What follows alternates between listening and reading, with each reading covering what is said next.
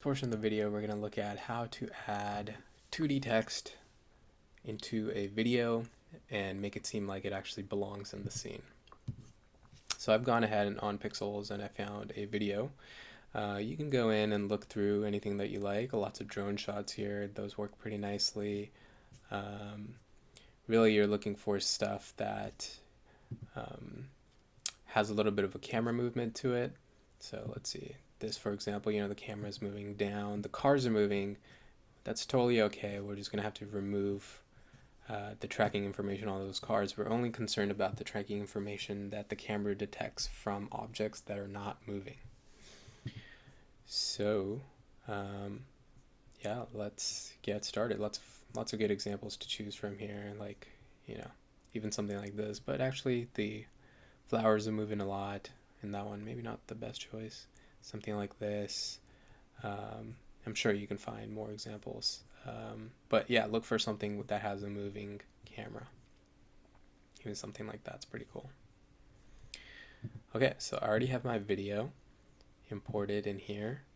And I noticed that its frame rate is 25. That's totally okay. We'll just make our comp to be 25 frames as well. It's probably shot in some other part of the world where they use that standard. It's totally cool. So I'm going to turn this into a pre-comp. I'm just going to make it a composition. I'll call this pre-comp video. Drop it into pre-comps, and I'm going to make a new composition for our main comp. And I'm going to use the same settings that were on there. I've made it a 7-second long clip, even though it's about like 38 seconds. We'll use the same frame rate. Yep, same aspect ratio. Hit OK. Cool. So I'm going to just bring this in here. Now, we want to introduce 3D, we want to get 3D tracking information out of this shot. And we want to create a 3D camera inside of After Effects, similar to how we did in the first video. So this is kind of how you do it. You go into your effects and presets, type in 3D camera tracker, and drag it on here. So for this 3D camera tracker to work, it's very important that the aspect ratio of the video that you're using matches the aspect ratio of your composition. If it doesn't, you're going to need to make a new composition and use the same aspect ratio and the same pixel resolution. So if this was 4K, I would need to make my main comp 4K and make it exactly those settings. Otherwise it throws it off. So you'll notice here it's about 14% through, but it's got a lot of frames that it's detecting. And I didn't do a good job here telling it, hey, don't look at the information I don't want you to look at. You can see here, this clip is just going, but we only have 7 seconds here. That's what I want, but I want to use the later half, the later 7 seconds in this video. So I'm just going to keep on dragging. You see these trucks rolling through. I think I want to start it maybe right here. Let that go. Let that truck go. Maybe we just do one truck. Let that pass right there. Cool. So I'm going to go here, edit, split layer, and go to the ending, edit, split layer. So I'm going to delete all the other comps that I just made, other layers that I made, and just use our add that there. Just use what we have here. So I'm going to drag on this effect one more time. Now you'll see the frame count has probably been reduced by a lot, and it'll move much faster because it's only looking at those couple seconds. And that's usually better for the tracking information that you're trying to get, because you really don't want it to be using other parts of the video to try to get that track. Say in the beginning it was shaky right when you hit record, and then it was also shaky right before you hit record, stopped hitting record or ended the video. You don't want it to use the information that's not, perfect. or as close to as perfect as we can get. So it's going in, it's gonna solving our camera. You can now see all this tracking information. If I drag my cursor here, you can see how it's moving depending on the plane, and it's using all this other information. And if I just kind of keep scrubbing through it, now luckily it didn't detect any markers on the car. We can zoom in a little bit and see if it did. So looks like nope, it did not.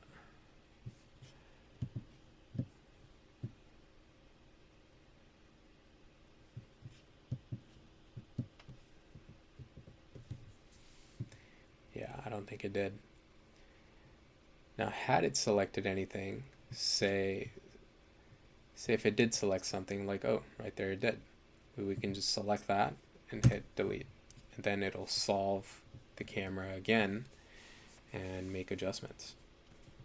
And you could select a whole different section by just doing that and just deleting those if you don't want to use them. So that's where we'll kind of leave it. Okay, so here we go. I want to try to find a plane or some really good markers. The red ones are not super accurate. The green ones are the better ones. But I can go in here, and it looks like it's detecting all those green ones. Select this, maybe select this, select that, select this, select the whole number of them. Oops.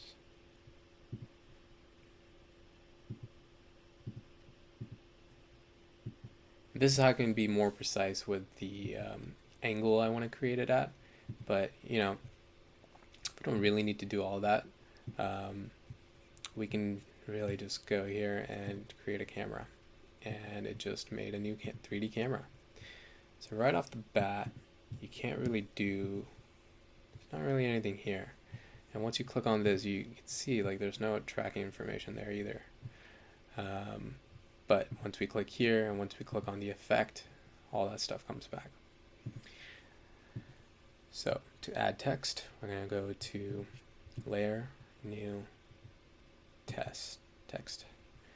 And I'm just going to type something in here.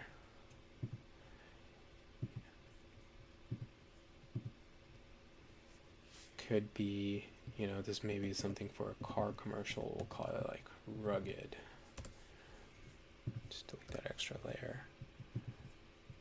And whoops. You can go to properties right here and just increase the size under character.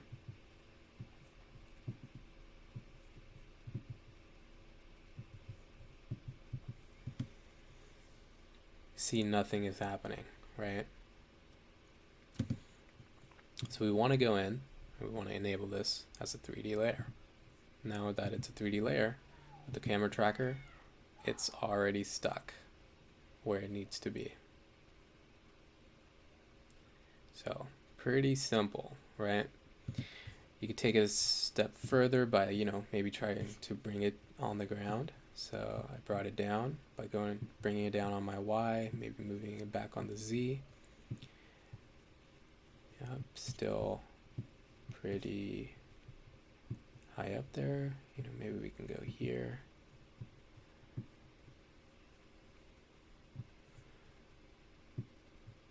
And then another thing you could do, it's pretty close down. Let me just move it up. We just keep it floating a little bit. Is it kind of seems a little off-centered or a little tilted. We can hit R. And we can start changing its orientation right there.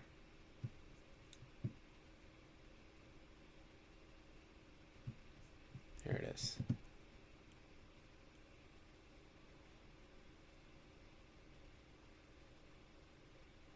And now it kind of feels like, it really belongs in the scene.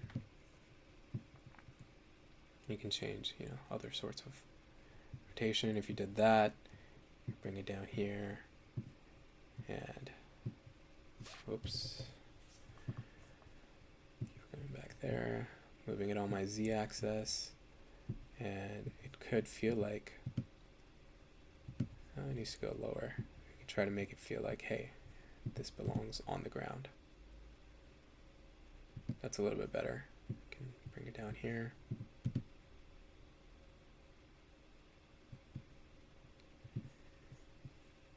So yeah, and if I move this right here, this is obviously going to be on top of the car. This is where you would go in and you would duplicate the footage, move it on top of the text, and literally go in frame by frame and start masking it.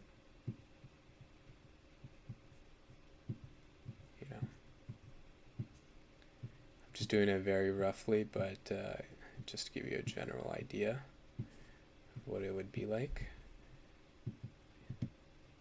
You know, I didn't make any keyframes there, so it obviously didn't detect any of that motion. So let me do that one more time. Say we're here, hit M, mask path, and then bring it down over here.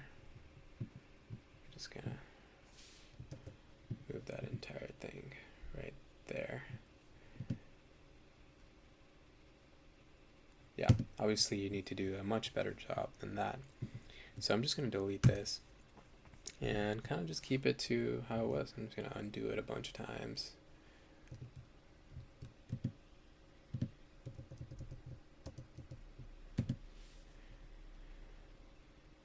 And yeah, another thing you can kind of do is you know, make adjustments to this text layer. You can pre-comp it and make adjustments inside that, or you can keep making adjustments here. Let's see, if we do layer new light and we pick something like a point light, we can cast shadows, sure. Now there is a light in here somewhere and we're not really able to see it, but if I go here to my camera, alternative camera view, you can see this light is here, and as I move it, it's going to change the lighting on that. So now it's backlit, so it's totally silhouetted, not what we want. I can be a little more specific and, you know, move it closer, move it down, bring it closer up, right there. Here we could see, you know, without the light, looks like that. With the light, it looks a little like this. Light is coming from the top, so we'll give it a little bit of that. We can go in here, effects, change our curves, add a little curves effect to it. Oh, yeah, on that. And maybe we want to just bring in some red tones to it. Maybe some of the highlights, take the midtones down. And if you don't want to work with curves, you can do, you know, hue and saturation a little bit. But for this one, nothing's really going to happen until you colorize it. And then these are pretty much the options you have to work with. So that's looking decent. So here we go.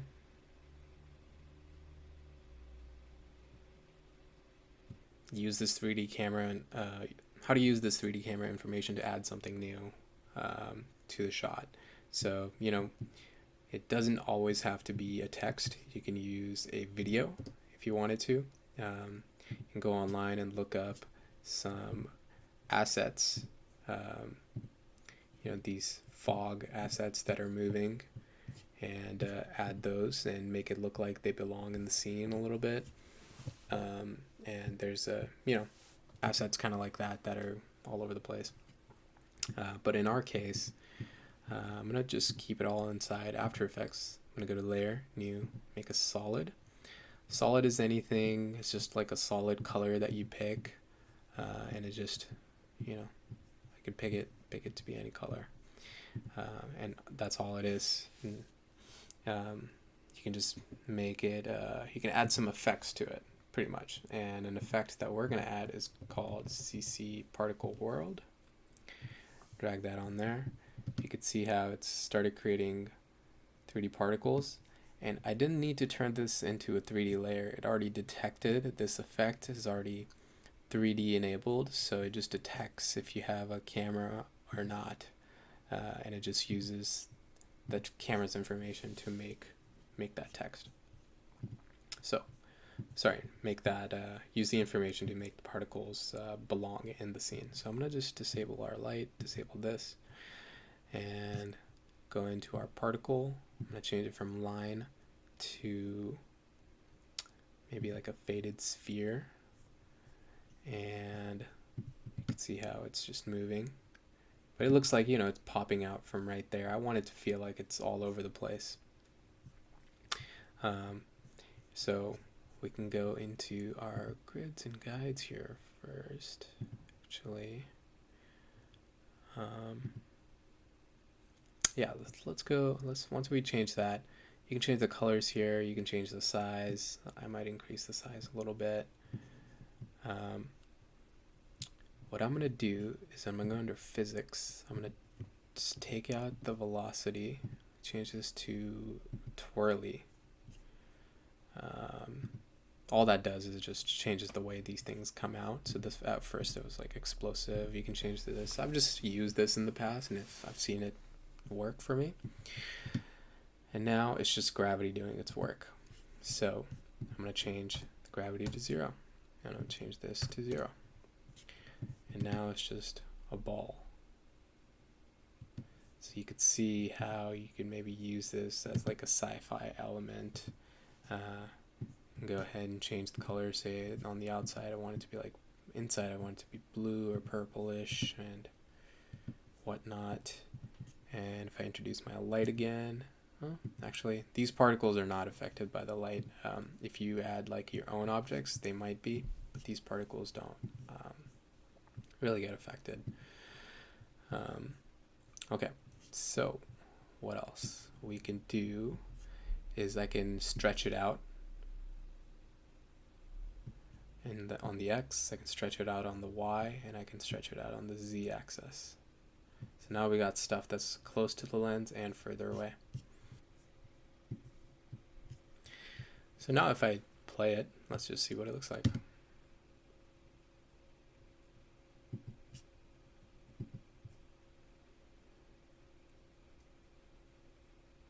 Again, this could be something you use for a sci-fi video or something. And you can replace all of this with an image, for example.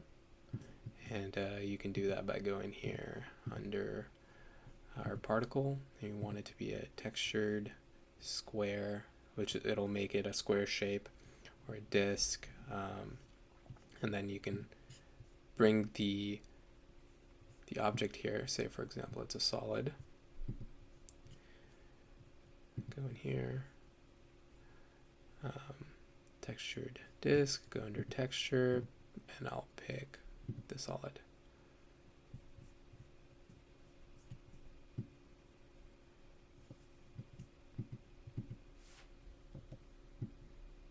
I just scaled it down. There it is.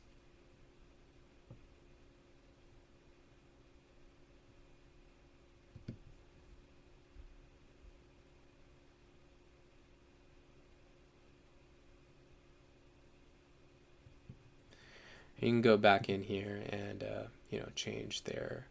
If I go into longevity, this is their birth size. This is how many are being birthed,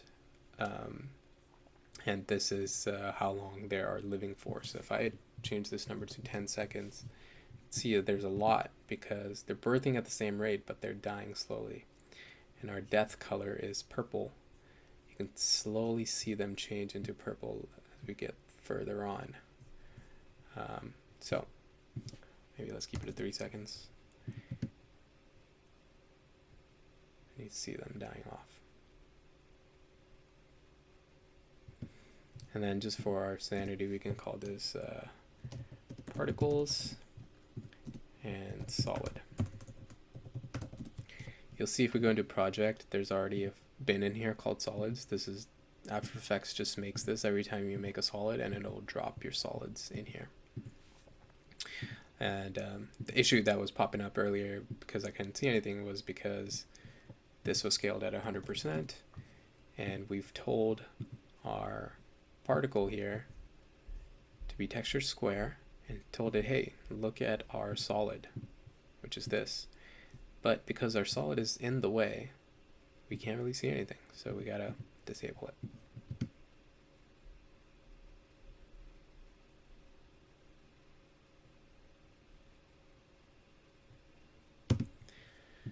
So your task now is to find a video clip or shoot one yourself and add 3D text or any 3D